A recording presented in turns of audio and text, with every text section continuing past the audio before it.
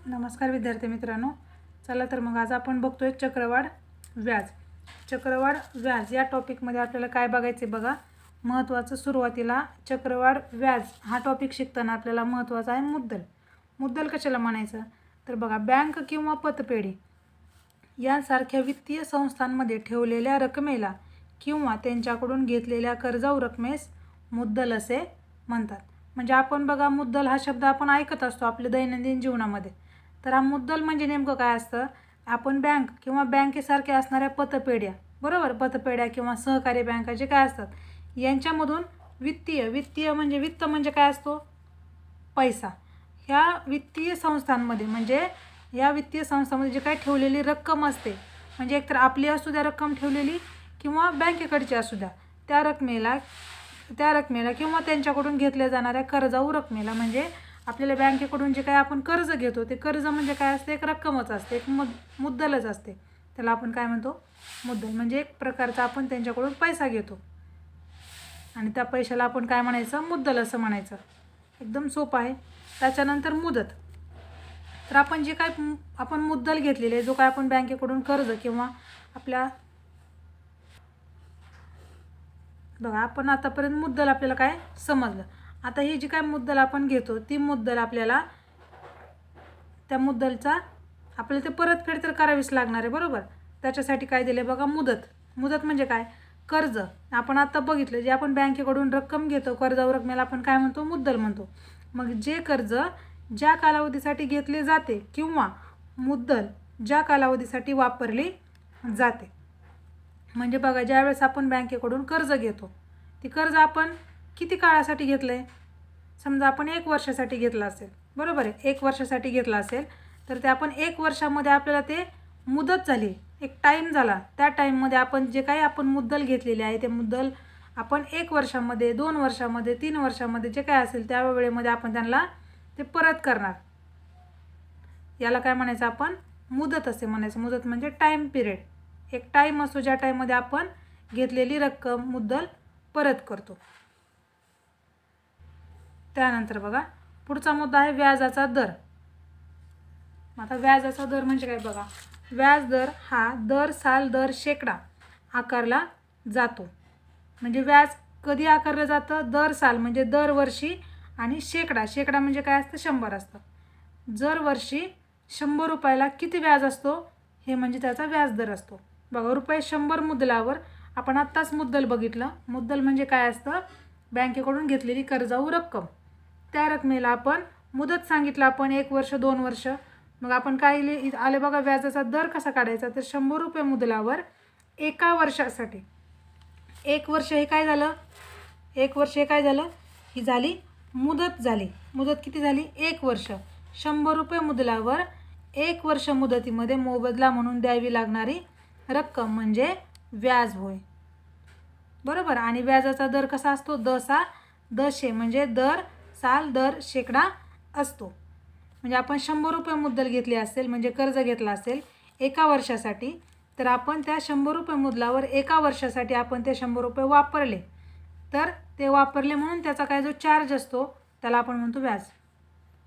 आणि ते कसं मोजतो आपण, दर साल दर शेकडा. दरवर्षी शेकडा, दरवर्षी ₹100वर जेवढं काही दर असतो त्याला आपण म्हणतो व्याजाचा दर. त्याच्यानंतर बघायचं आपल्याला व्याज. व्याज म्हणजे काय असतं, कर्जाऊ रक्कम परत करताना जी काय आपण कर्जाऊ रक्कम घेतलेली आहे, ज्याला आपण काय म्हणतो, कर्जाऊ रकमेलाच आपण मुद्दल म्हणतो. काय म्हणतो, मुद्दल. कर्जाऊ रक्कम परत करताना मुद्दलापेक्षा जादा द्यावी लागणारी रक्कम. आपली मुद्दल असेल ₹100 आणि आपलं व्याज असेल ते झालं ₹120. तर आपलं जादा रक्कम, आता समजा आपलं मुद्दल आपण 100 घेतलं होतं, पण आपण दिले माघारी आपल्याला एका वर्षामध्ये किती द्यावे लागणार आहेत, ₹120. म्हणजे आपल्या मुद्दलापेक्षा ₹20 जास्तच आहेत. म्हणजे मुद्दलापेक्षा जादा द्यावी लागणारी रक्कम किंवा बँकेत पैसे ठेवल्याबद्दल ठेवीवर मिळणारा जादा रक्कम म्हणजे काय असतं, व्याज असतं. जे की आपण ₹20 एक्स्ट्रा देतो. ₹100 मुद्दलावर 1 वर्षासाठी आपण ₹20 व्याज देतोय. कारण व्याज कशाला म्हणायचं, आपण आपली मुद्दल आहे 100 आणि आपण मुद्दलापेक्षा जी काही जास्त रक्कम आपल्याला द्यावी लागणार आहे किंवा बँकेत ठेवलेल्या पैशावर आपल्याला जी काय ठेवणारी जास्त रक्कम आहे त्या रकमेला आपण काय म्हणतो, व्याज असे म्हणतो. ठीक आहे. त्याच्यानंतर बघायचे आपल्याला पुढचा मुद्दा आहे सरळ व्याज. आता सरळ व्याज म्हणजे काय, व्याज आकारणी फक्त मुद्दलावर केली जाते. बरोबर आहे की नाही. आपण व्याज कशावर घेतो, फक्त मुद्दलावर आपल्याला व्याज घेता येतं. कारण का, मुद्दलच मेन आहे ना आपला. ज्यावेळेस आपल्याला व्याज काढायचं असतं त्यावेळेस महत्त्वाचं काय असतं, मुद्दल असते. कारण मुद्दल आपण 100 रुपये घेतली, त्याला मुदत घेतली 1 वर्ष आणि त्याचा दर जर आपण जो काय असेल तो घेतला तर आपल्याला त्याच्यानुसार त्याचं किती व्याज होतं ते काढता येतं.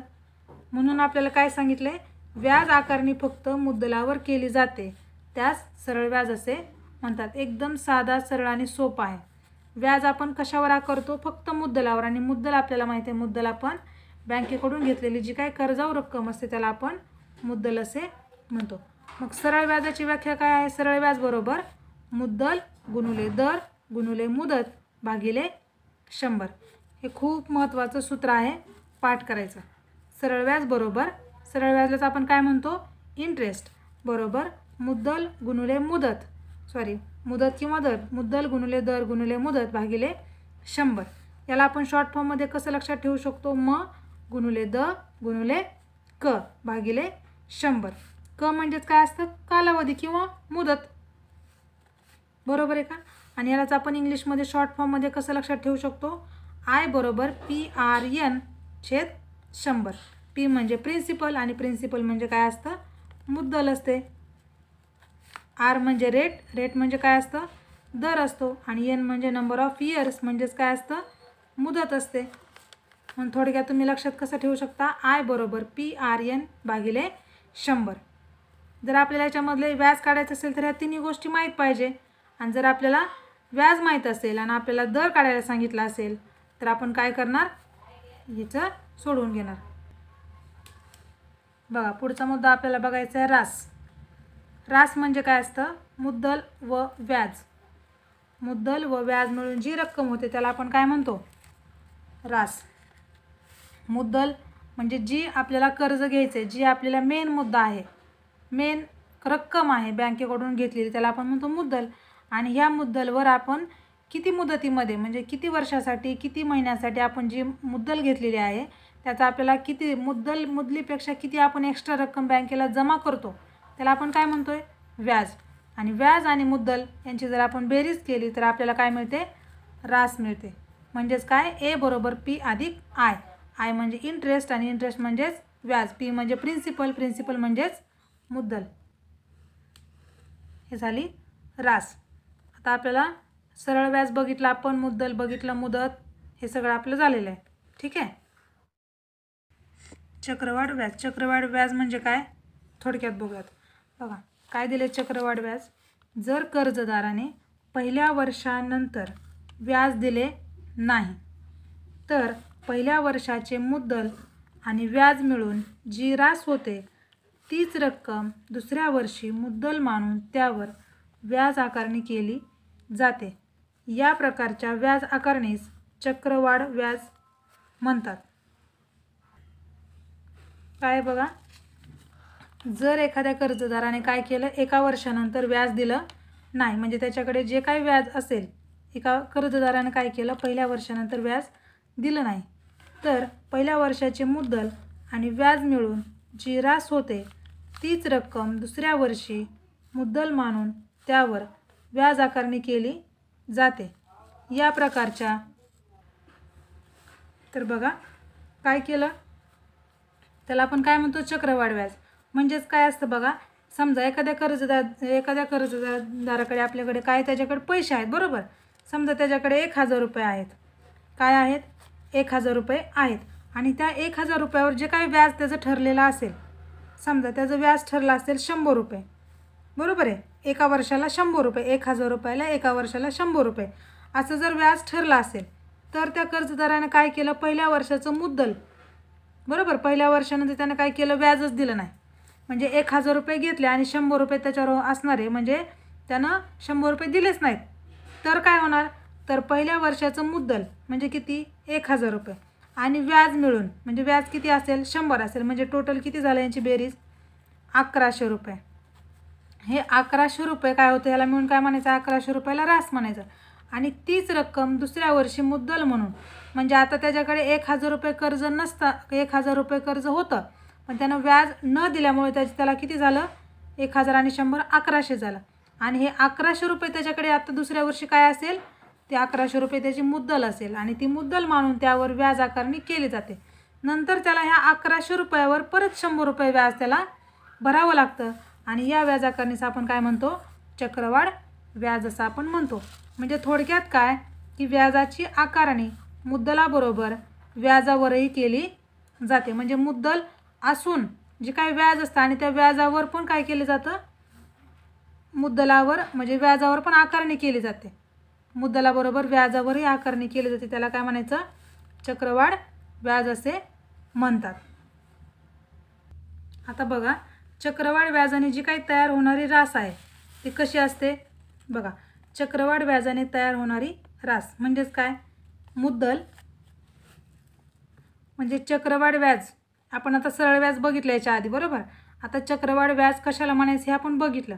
आता याच्यावर तयार होणारी रास, रास म्हणजे आता आपण बघितलं मुद्दल आणि व्याज यांची काय असते, रास बरोबर मुद्दल म्हणजे काय, प्रिन्सिपल पी, आणि व्याज म्हणजे रास बरोबर पी अधिक आय, म्हणजेच काय, ए बरोबर पी अधिक आय. तर आपल्याला तयार होणारी रास बघायची म्हणजे एची किंमत बघायची. मग ए बरोबर काय असेल, मुद्दल कंसामध्ये 1 अधिक दर भागिले 100 आणि या कंसाचा घातांक काय असेल, मुदत असेल. म्हणजे थोडक्यात काय, ए बरोबर पी कंसामध्ये 1 अधिक आर, पी म्हणजे प्रिन्सिपल म्हणजेच मुद्दल, आर म्हणजे रेट, रेट म्हणजेच दर, छेद 100 कंसाचा घातांक एन, एन म्हणजे नंबर ऑफ इयर्स, किती वर्ष आपण मुदत, किती वर्ष आपण टाईम दिला आहे ह्या मुद्दल फेडण्यासाठी. म्हणून आता बघा आपल्याकडे काय आलं, ए बरोबर पी आलं की नाही, ए बरोबर पी कंसात 1 अधिक आर छेद 100 कंसाचा घातांक एन. आता आपल्याला काढायचे काय, व्याज काढायचे. मग आता बघा आपल्याला व्याज काढणे, व्याज म्हणजे काय असतं, आय असतं. मग आपल्याला आय काढायचं असेल तर काय होईल, रास वजा मुद्दल होईल की नाही, रास वजा मुद्दल. म्हणून चक्रवाढ व्याज बरोबर ए वजा पी, चक्रवाढ व्याज बरोबर ए वजा पी. बघा पुढं काय सांगितलंय, काही वेळा व्याज आकारणी वार्षिक बरोबरच 6 माही, तिमाही, मासिक किंवा दैनिकही केली जाते. काय काय वेळेस व्याज कसं असतं, काही जणांची समजा काही जणांना 6 महिन्याला परवडत असेल, काही जणांना 3 महिन्याला, काही जणांना महिन्याला, आणि काही जण दररोजसुद्धा व्याज देऊ शकतात. तर त्याचा नियम कसा असतो ते बघूयात आपण. बघा आता आपण 6 माही व्याज आकारणी, बरोबर, चक्रवाढ व्याज बघितलं, त्याचा फॉर्म्युला बघितला, सगळं क्लिअर आहे. आता आपण बघतोय 6 माही व्याज आकारणी, आपल्याला आता 6 महिन्याला व्याज घ्यायचं आहे. तर काय करायचं, व्याजाचा दर आपल्याला माहिती आहे, दर साल दर शेकडा किती असतो, आर असेल, व मुदत किती असेल, एन वर्ष, एन म्हणजेच काय, नंबर ऑफ इयर्स, एन वर्ष असेल मुदत, आर रेट असणाऱ्या व्याजाला. तर 6 माही व्याज आकारणीत मुदत दुप्पट होईल. का मुदत दुप्पट होईल, कारण 1 वर्षामध्ये 12 महिने असतात आणि 12 महिने 6 महिने म्हणजे 6 महिने, म्हणजे 2दा 6 महिने येणार करावे, म्हणजेच 2 एन, बरोबर आहे का नाही, 2 एन. 1 वर्ष बरोबर 2 6 महिने, 2दा 6 महिने येतात आणि या 2दा 6 महिन्यामध्ये 1 एन म्हणजेच नंबर ऑफ इयर्स. जर 1 वर्ष असेल पण 2 वेळा 6 महिने म्हणून 2 एन, आणि व्याज दर किती असेल, मग त्याचा निमपट असेल म्हणजे आर छेद 2. कारण का, मुदत एन आणि रेट जर आर असेल दर वर्षाला, तर आपल्याला मुदत कशी झाली, आपली अर्धी झाली, बरोबर आहे का, म्हणजे 2 वर्ष, सॉरी 2दा 6 महिने, मग ती होणार दुप्पट, बरोबर आहे का नाही. आणि रेट कसा होईल, 10 असेल तर 5 होईल, कारण आपण 1 वर्षाला भरत नाही, आपण 6 महिन्याला भरतोय, म्हणून ते बरोबर अर्ध होईल. म्हणून त्याचा दर, व्याज दर होईल आर छेद 2 आणि त्याचं मुदत होईल 2 एन. सोपं आहे, काहीच अवघड नाही. आणि हे आपल्याला कशासाठी लागणार आहे, व्यवस्थित समजून घ्या, हे आपल्याला लागणार आहे उदाहरणं सोडवण्यासाठी. 6 माहीसाठी आपल्याला लागतं बघा, त्याचा दर असतो आर छेद 2 म्हणजे निमपट असतो आणि त्याची मुदत असते दुप्पट. क्लिअर आहे. आता तिमाही बघा, तिमाही व्याज आकारणीमध्ये काय येणार, वार्षिक दर किती आहे, आर आहे, आणि तो तिमाही म्हणजे 3 महिने, बरोबर. मग असे 3 3 3 3 असे 3 चौक 12, म्हणजे 3 महिन्याचे एक गट केलं तर असे किती होतील, 4 गट होतील, बरोबर आहे का? मग दर कसा होईल? r/4 होईल, कारण 3चे 4 भाग होतील. आणि मुदत काय होईल? मुदत n वर्ष. 1 वर्षाला n म्हणतो आपण. मग एका वर्षामध्ये 4 तिमाही येणार. 1 2 3 4 4 तिमाही येणार. म्हणून काय असेल? मुदत काय असेल? 4n. मुदत घ्यायची 4n आणि रेट घ्यायचा r/4. 6 महिने असेल तर मुदत असते 2n, रेट असतो r/2. तिमाही असेल दर असतो r/4, मुदत असते 4n. आणि मासिक व्याज आकारणीमध्ये काय असतं बघा? वार्षिक व्याज दर असेल r, तर आता बघा 1 महिना 12 महिने असतात एका वर्षामध्ये, म्हणून त्यांचा रेट किती असेल? r/12 घ्यावा. तर मुदत काय असेल? n वर्ष. एका वर्षामध्ये 12 महिने, म्हणून ते काय असेल? 12n त्याची मुदत असेल. क्लिअर आहे? एकदम सोपं, छोटं छोटं आहे, सोपं आहे, लक्षात राहण्यासारखं आहे. शांत डोक्याने फक्त व्यवस्थित लेक्चर बघा. एकदा समजलं नसेल आणखी एकदा बघा आणि तुम्हाला कन्सेप्ट सगळ्या कळून येतील. 2 नंबरचा आता मुद्दा बघा. घसारा म्हणजे काय बघा? घसारा म्हणजे नेमकी कन्सेप्ट काय त्याचा अभ्यास करूयात. एखादी वस्तू काही काळ वापरून ती विकल्यास तिची किंमत ही खरेदीच्या किमतीपेक्षा कमी होते. कमी होणाऱ्या किमतीला घट किंवा घसारा असे म्हणतात. मग घसारा काढताना आरची किंमत कशी घेणार? ऋण घेणार. आर म्हणजे काय असतो आपला? रेट. रेट म्हणजेच काय असतो? व्याजदर. 10%, 5% जो काही व्याजदर असतो तो कसा घ्यायचा? ऋणमध्ये घ्यायचा. म्हणजे समजा आपण एखादी कार घेतली, ठीक आहे, आणि आपण ती कार घेतली आणि आपण 1च वर्ष त्या कारचा आपण वापर केला आणि 1 वर्षानंतर आता आपल्याला वाटलं की आता ही कार आपल्याला विकायची. जर आपण ती कार 6 लाखाला घेतली असेल, बरोबर, जर आपण ती कार 6 लाखाला घेतली असेल आणि 1 वर्षानंतर आपल्याला विकायची असेल तर ती 6 लाखाला जाईल का? नाही जाणार. तर तिची किंमत काय होईल? कमी होईल. तिची खरेदी किंमत म्हणजे 6 लाखापेक्षा तिची किंमत 5 लाख, 4.5 लाख अशी होणार. आणि ह्या कमी होणाऱ्या किमतीला काय म्हणायचं? घट किंवा घसारा असं म्हणायचं. त्याच्यानंतर पुढचा मुद्दा आहे. ह्या आताच्या मुद्द्यावर आपल्याला प्रश्न सोडवायचे आहेत स्वाध्यायामध्ये, म्हणून आपल्याला हा प्रत्येक मुद्दा लक्षात ठेवायचा आहे. पुढं बघा. पुढं काय सांगितलं आपल्याला? वाढ. एखाद्या वस्तूच्या किमतीतील वाढ किंवा लोकसंख्येतील वाढ, मुदत ठेवीत होणारी वाढ यासारखी उदाहरणे सोडवताना चक्रवाढ व्याजाने होणारी रास या सूत्राचा वापर होतो. बघा, चक्रवाढ व्याजाच्या सूत्राचा वापर कधी होतो? जेव्हा एखाद्या किमतीमध्ये वाढ झाली असेल, लोकसंख्येत वाढ झाली असेल, मुदत ठेवीत होणारी वाढ झाली असेल, तर आपण चक्रवाढ व्याजाने होणारी जी काही रास आहे त्या सूत्राचा आपण वापर होतो. आणि वाढ असेल तर ती काढताना आरची किंमत कशी घेणार? धन घेणार. जर वाढ असेल तर रेट किंवा व्याजदर याच्यामध्ये काय असणार? ते प्लसमध्ये घ्यायचं, म्हणजे 10%, 20%, 40%, ठीक आहे. आणि जर घसारा असेल तर मायनसमध्ये घ्यायचा. आत्तापर्यंत जे काय आपण मुद्दे शिकलो, काय काय शिकलो? मुद्दल, मुदत, व्याज, व्याजदर, त्याच्यानंतर वाढ शिकलो, घसारा, चक्रवाढ व्याज, सरळ व्याज, हे सगळे जे काही मुद्दे बघितले या सगळ्या मुद्द्यावर आधारित असणारे आपण काही 2-4 उदाहरणं बघूयात. बघा, पहिलं उदाहरण काय दिलं आहे? द/श म्हणजेच काय? दर साल दर शेकडा 10 दराने रुपये 1 लाख मुद्दलाचे चक्रवाढ व्याजाने 2.5 वर्षाचे व्याज किती असेल किंवा किती होईल किंवा किती येईल? तर बघा, म्हणजे आपल्याला दर काय दिला आहे? 10%. रक्कम काय आहे आपली? 1 लाख आपलं मुद्दल आहे. आणि चक्रवाढ व्याज म्हणजे मुदत किती आहे आपल्याकडे? 2.5 वर्ष. तर आपल्याला काढायचे काय? व्याज काढायचे, बरोबर. तर आता आपण जे काय किमतीमध्ये दिलेले आहेत गणितामध्ये ते आपण मांडून घेऊयात. काय दिले? मुद्दल म्हणजेच पी, प्रिन्सिपल, बरोबर किती आहे? 1 लाख. मुदत किती आहे? मुदत म्हणजे नंबर ऑफ इयर्स किती आहेत? जिथं इयर्स दिसतंय ती आपली मुदत असते, 2.5 वर्ष, ठीक आहे. आणि व्याजदर दर साल दर शेकडा किती आहे? 10% आहे, बरोबर आहे की नाही? मग बघा, जर वर्षाला 10% असेल तर अर्ध वर्षाला 5% असेल. 6 महिन्याला आपल्याकडे आहे 2.5 वर्ष. आपण काय करूया? 2 वर्ष आणि हे अर्ध वर्ष.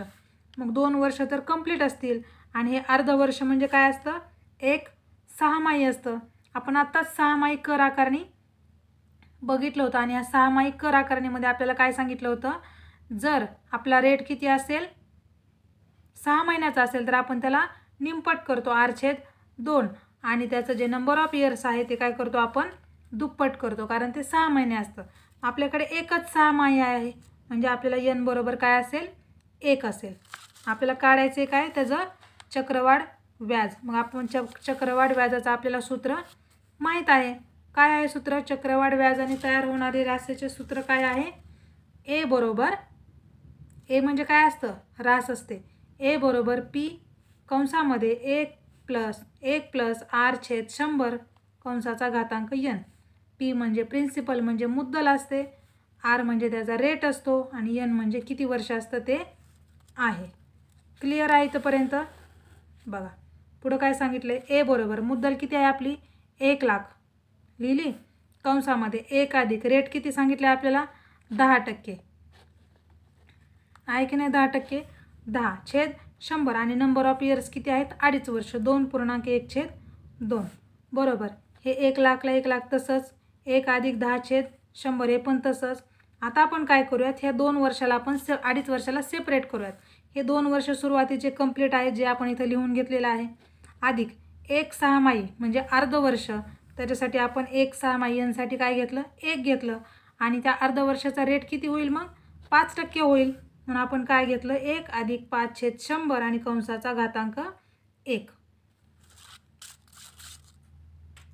काय काय आलं 1 लाख 1 अधिक 10/100 कंसाचा घातांक 2 गुणुले 1 अधिक 5/100 कंसाचा घातांक 1. 1 का घेतला आपण, कारण बघा हे 2.5 वर्ष होतं आपली मुदत.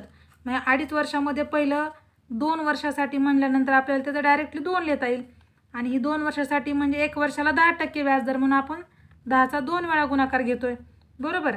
आणि अर्ध वर्ष आपल्या 6 महिने आहे म्हणून आपण n बरोबर 1 घेतलं आणि त्याच्यानुसार त्याचा अर्ध वर्षाचा व्याजदर किती होईल 5% होईल म्हणून 5 घेतलं. म्हणजे काय येईल आता 1 लाख कंसामध्ये आता ह्याचा तिरकस गुणाकार 100 गुणुले 1 100 अधिक 10/100 मग काय येईल 100 अधिक 10/100 कंसाचा वर्ग गुणुले 100 100 अधिक 5 100 अधिक 5/100 आणि कंसाचा घातांक 1 म्हणजेच ते 1च येणार.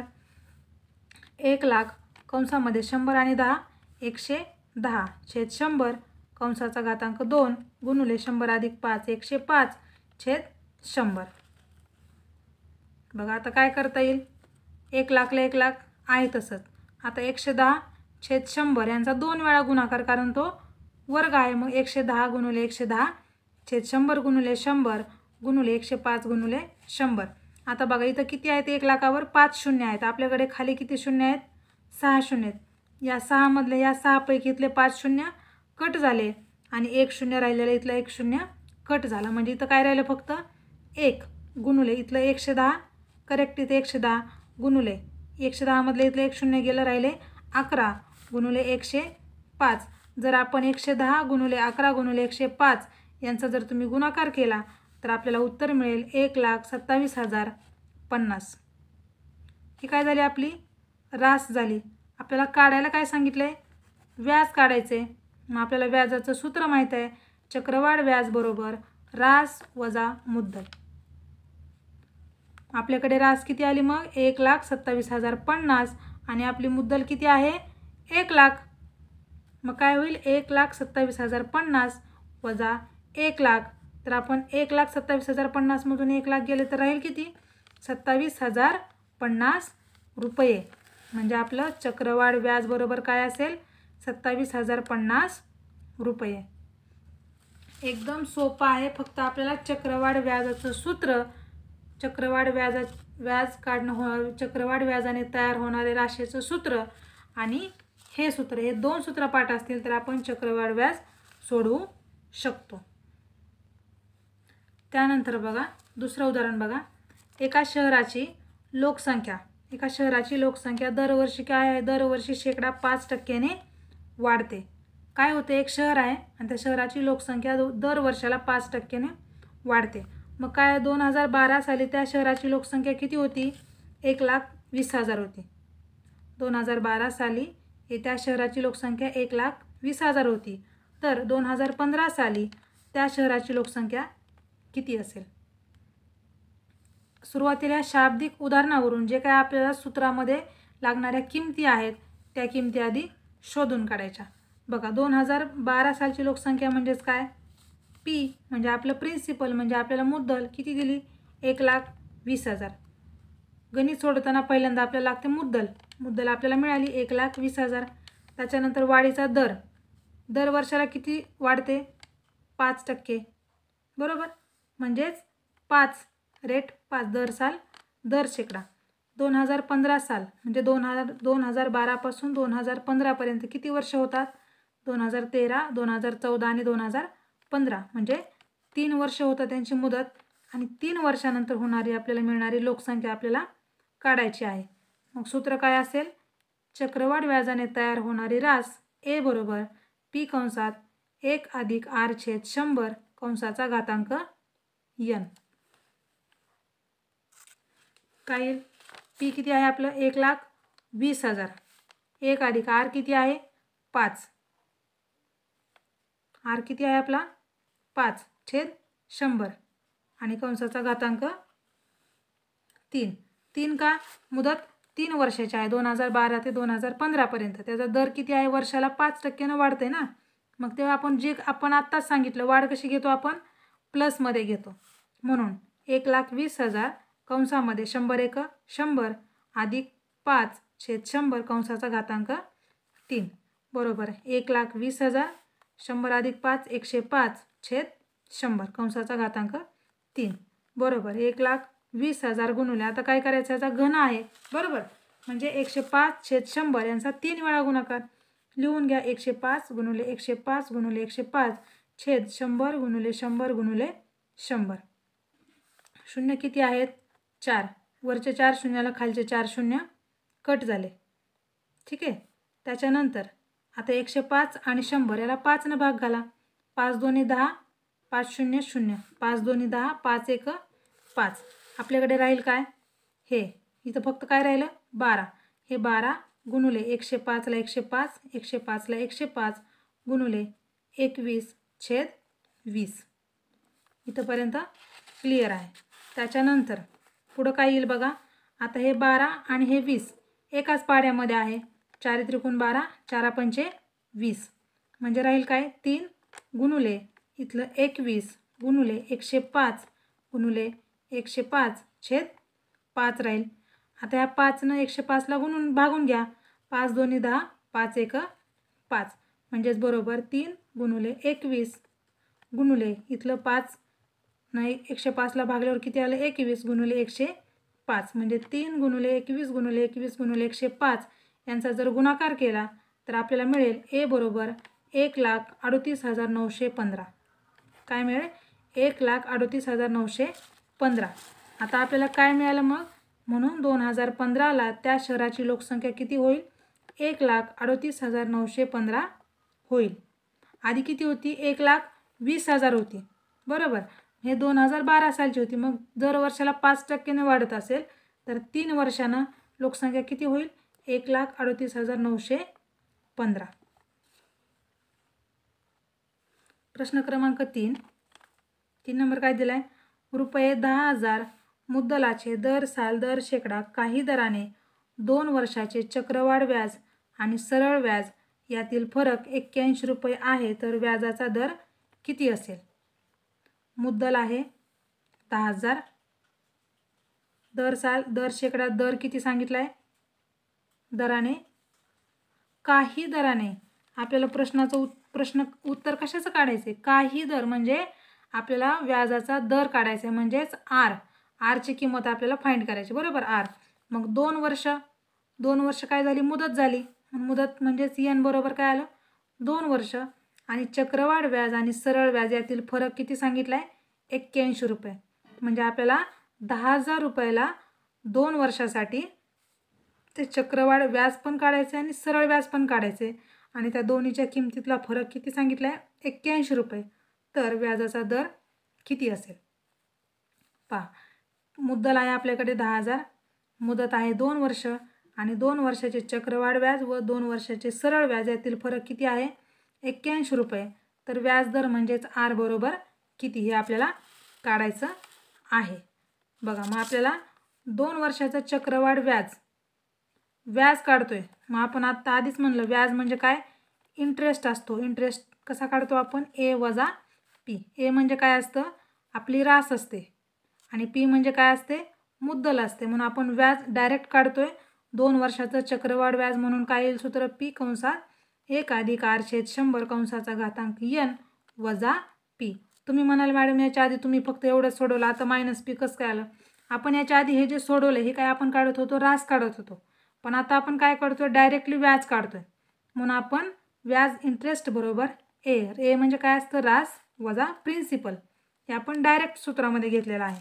आपल्याकडे किमती काय आहेत, मुद्दल आहे आपली 10,000 कंसामध्ये 1 अधिक आर. आपल्याला रेट तर फाइंड करायचं आहे, आर छेद 100 किती वर्षासाठी आहे, 2 वर्षासाठी, वजा 100. बघा काय येईल, 10,000 कंसामध्ये 1 अधिक आर छेद 100 कंसाचा वर्ग वजा 10,000. मग हे 10,000ला 10,000 आहे असंच येईल. 100 एक 100 अधिक हे आरला आर तसंच भागिले 100 कंसाचा दुसरा घात वजा 10,000. बरोबर, 10,000ला 10,000 आहे तसंच. आता बघा हे काय येईल, 100 अधिक आर याचा 2 वेळा गुणाकार आणि 100चा पण 2 वेळा गुणाकार. म्हणून आपण काय लिहिलं, 100 अधिक आर दुसऱ्या कंसामध्ये 100 अधिक आर छेद 100 गुणिले 100 वजा 10,000. मग आता खाली किती शून्य आहेत, 4 आहेत. इकडचे 4 शून्य इकडचे 4 शून्य कॅन्सल होतील. राहील काय फक्त आपल्याकडे 100 अधिक आर 100 अधिक आर म्हणजेच काय, 100 अधिक आर कंसाचा वर्ग वजा इथलं 10,000 आहे असंच. आपल्याकडे एक सूत्र आहे बघा, आपण शिकलो विस्तार सूत्रामध्ये काय, 100 अधिक आर कंसाचा वर्ग म्हणजेच काय, ए अधिक बी कंसाचा वर्ग बरोबर काय असतं, ए वर्ग अधिक 2ab अधिक बीचा वर्ग. या सूत्रामध्ये ए बरोबर 100 ठेवा आणि बी बरोबर आर ठेवा. काय येईल, 100चा वर्ग असेल 10,000 अधिक 2 गुणिले 100 गुणिले आर अधिक आरचा वर्ग वजा 10,000 प्लस 10,000 मायनस 10,000 कॅन्सल होईल. राहील फक्त आपल्याकडे काय राहील, 2 गुणिले 100 200 आर अधिक आरचा वर्ग. काय राहील, 200 आर अधिक आरचा वर्ग. म्हणून 2 वर्षाचा चक्रवाढ व्याज काय होईल, 200 आर अधिक आरचा वर्ग. इथंपर्यंत क्लिअर आहे. काय काढतो, आपल्याला काढायचे दर, पण आपल्याला चक्रवाढ व्याज आणि सरळ व्याज यांचा आपल्याला फरक सांगितला आहे. म्हणून आपण सुरुवातीला चक्रवाढ व्याज याचं उत्तर काढले. ते आपल्याला किती मिळालं, 200 आर अधिक आरचा वर्ग. आता आपल्याला काढायचं 2 वर्षाचं सरळ व्याज. मग सरळ व्याजाचं सूत्र माहिती आहे आपल्याला, पी गुणिले आर गुणिले एन छेद 100. मग प्रिन्सिपल आपल्याकडे आहे 10,000, रेट दर आपल्याला काढायचं आहे आणि एन किती आहे, नंबर ऑफ इयर्स 2 वर्ष भागिले 100. इथले 2 शून्य इथले 2 शून्य कॅन्सल होतील. म्हणजेच काय राहील, 100 गुणिले 2 200 आणि हे आरला आर तसंच. म्हणजे काय होईल, 2 वर्षाचं सरळ व्याज किती येईल, 200 आर. आता आपण याच्या आधी काय काढलं होतं, 2 वर्षाचं चक्रवाढ व्याज. मग 2 वर्षाचं चक्रवाढ व्याज किती आलं होतं आपलं, 200 आर अधिक आरचा वर्ग.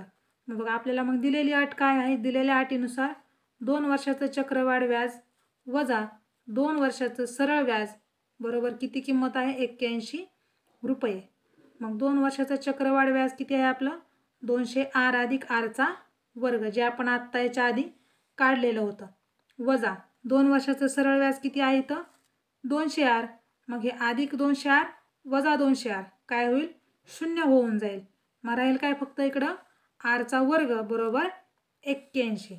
बघा मग कुठल्या संख्येचा वर्ग 81 असतो, आर वर्ग बरोबर 81. मग तुम्ही वर्गमूळ काढून घ्या. दोन्ही बाजूचं वर्गमूळ काढलं तर आर बरोबर प्लस मायनस 9. प्लस मायनस काय येणार, कारण मायनस संख्येचा पण आणि प्लस संख्येचा पण ज्यावेळेस आपण वर्ग करतो त्यावेळेस ती संख्या प्लसच येते, बरोबर. पण आपला आपण काढतोय काय, व्याजदर काढतोय. मग व्याजदर ऋण असतो का, ऋण कधी असतो, जर तो घसारा असेल तर, बरोबर. म्हणून आपण व्याजदर ऋण असत नाही. म्हणून आपल्याला आर बरोबर काय मिळालं, 9. म्हणजेच आपला व्याजदर किती असेल, 9% असेल. समजलं. आता आपण काय घेतलं होतं बघा, 10,000 मुद्दलावर आपल्याला 2 वर्षासाठी आपण उत्तर काढत होतो आणि त्याच्यासाठी आपल्याला दर काढायचा होता. आपला तो दर आला 9%. आणि त्याच्यासाठी त्यांनी अट काय दिली होती की 2 वर्षाचं चक्रवाढ व्याज आणि 2 वर्षाचं सरळ व्याज यांच्यातला फरक किती आहे 81. म्हणून आपण काय घेतलं आधी 2 वर्षाचं चक्रवाढ व्याजाच्या सूत्रानं त्याचं व्याज काढलं आणि 2 वर्षाच्या सरळ व्याजाच्या सूत्रानं त्याचं व्याज काढलं आणि दोन्हीतला फरक सोडवून त्याचा आपण दर काढून घेतला. असं एकदम सोप्या पद्धतीचं गणित होतं. आता आणखी एक शेवटचं गणित बघूयात. काय सांगितलं आहे, रामरावांनी 3 वर्षापूर्वी एक कार रुपये 6 लाखला खरेदी केली. जर घसाऱ्याचा दर दरवर्षी 10% असेल तर त्या कारची आजची किंमत किती. म्हणजे रामरावांनी काय घेतलं, 3 वर्षापूर्वी कार घेतली, 6 लाखाला खरेदी केली बरोबर. आणि घसाऱ्याचा दर कसा आहे, दरवर्षी 10%, म्हणजे एका वर्षाला 10 वजा 10 कमी होतो कारचा दर. तर त्या कारची आजची किंमत किती होईल. कारची मूळ किंमत म्हणजे आपली मुद्दल असते ती किती आहे 6 लाख आहे. मुदत किती आहे 3 वर्ष आहे. आणि घसारा दर आपण ज्यावेळेस घसारा शिकत होतो त्यावेळेस आपण काय सांगितलं, घसाऱ्याचा दर कसा असतो ऋणमध्ये असतो. म्हणून आपण वजा 10% दर घेतला आणि त्याची आजची किंमत काढायची म्हणजे आपल्याला काय काढावी लागेल, त्रास काढावी लागेल. आणि आपण याच्या आधी सांगितलं ज्यावेळेस आपण अशा किमती काढतो, वाढ काढतो बरोबर आहे, गाडीची किंमत, घसारा हे जे काढतो त्यावेळेस आपल्याला चक्रवाढ व्याजाचं सूत्र वापरावं लागतं बरोबर आहे का नाही. तुम्ही म्हणाल सरळ व्याजाचं का काढत नाही, कारण घसारा काढायचा असतो ज्यावेळेस आपल्याला वाढ काढायची असते. ज्यावेळेस आपल्याला एखाद्या किमतीवर त्यानं व्याजदर नाही दिल्यावर जे काय आपण त्याला ते व्याज आणि ती मुद्दल मिळून जे काय आपण नवीन रकमेवर व्याजावर व्याज आकारतो त्यावेळेस आपल्याला चक्रवाढ व्याज काढावं लागतं. आपल्याकडे किमती आहेत बरोबर. मुद्दल आपली 6 लाख, सूत्र माहिती आहे चक्रवाढ व्याजाचं ए बरोबर पी कंसात 1 अधिक आर छेद 100 कंसाचा घातांक n. मुद्दल आहे 6 लाख कंसामध्ये 1 अधिक आपला दर घसारा आहे म्हणून वजा 10 छेद 100 आणि 3 वर्षासाठी म्हणून घातांक 3 बरोबर 6 लाख कंसामध्ये 1 वजा वजा प्लस मायनस मायनस असतं मायनस 10 छेद 100 कंसाचा घातांक 3 बरोबर 6 लाख कंसामध्ये 100 एक 100 वजा 10 म्हणजेच 90चा घातांक 3. पुढं हे 6 लाखला 6 लाख आहे असंच 90चा 3 वेळा गुणाकार 90 गुणुले 90 गुणुले 90 आणि छेद 100चा 3 वेळा गुणाकार 100 गुणुले 100 गुणुले 100. इकडचे 3 शून्य इथले 3 शून्य काय होतील कॅन्सल होतील आणि खालचे राहिलेले 3 शून्य इथलं एक आणि इथलं एक असे 6 शून्य कट झाले. राहिला आपल्याकडे काय 600 गुणुले 9 गुणुले 9 गुणुले 9. मग 9 गुणुले 9 गुणुले 9 म्हणजे आपल्याला 9चा घन माहीत आहे किती असतो तो 729. 729 600ला गुणायचं तर आपल्याला गुणून उत्तर येईल 4,37,000 किती येईल 4,37,400 रुपये. म्हणजे आपण बघा कार घेतली होती आपण 6 लाख रुपयाला आणि 3 वर्षामध्ये त्याची किंमत किती कमी झाली बघा 4,37,400 रुपये आपल्याला ती किंमत मिळाली. म्हणजे 4,37,400 जर आपण वजा केले तर आपल्याला किती मिळेल, तर बघा आपला 1,62,600 रुपयाचा आपला तोटा झालेला आहे कारला 3 वर्षामध्ये. कारण वर्षाला 10% घट होत होती ना त्याची 10% घसारा होता तिचा. मग कारची आजची किंमत काय होईल 4,37,400 रुपये. एकदम सोप्या पद्धतीने आपल्याला सूत्र, रास, मुद्दल, मुदत, दर सगळं जर आपल्याला व्यवस्थित कन्सेप्ट लक्षात आले असतील तर याच्यासारखा सोपा टॉपिक कुठलाच असू शकत नाही. ठीक आहे. तर आतापर्यंत आज आपण बघत होतो चक्रवाढ व्याज. चक्रवाढ व्याजमध्ये आपण पूर्ण कन्सेप्ट व्यवस्थित घेऊन त्याच्यावर 2-3-1-4 गणिताचा आपण अभ्यास केलेला आहे. आणखी आपण काही स्वाध्यायातल्या प्रश्नांचा अभ्यास करूयात. तर विद्यार्थी मित्रांनो, मी सायली तुमचा आपला सायली मॅथ्स कॉर्नर या आपल्या यूट्यूब चॅनलवर आपण आजचा टॉपिक शिकलेलो आहोत. तर आपल्याला समजला असेल तर आणखी एकदा समजला नसेल तर तुम्ही 2-3-4 वेळा व्हिडिओ बघा आणि जर तुम्हाला काही त्याच्यामध्ये अडचणी वाटत असतील तर तुम्ही कमेंट्सद्वारे मला सांगू शकता. ठीक आहे. व्हिडिओ आवडल्यास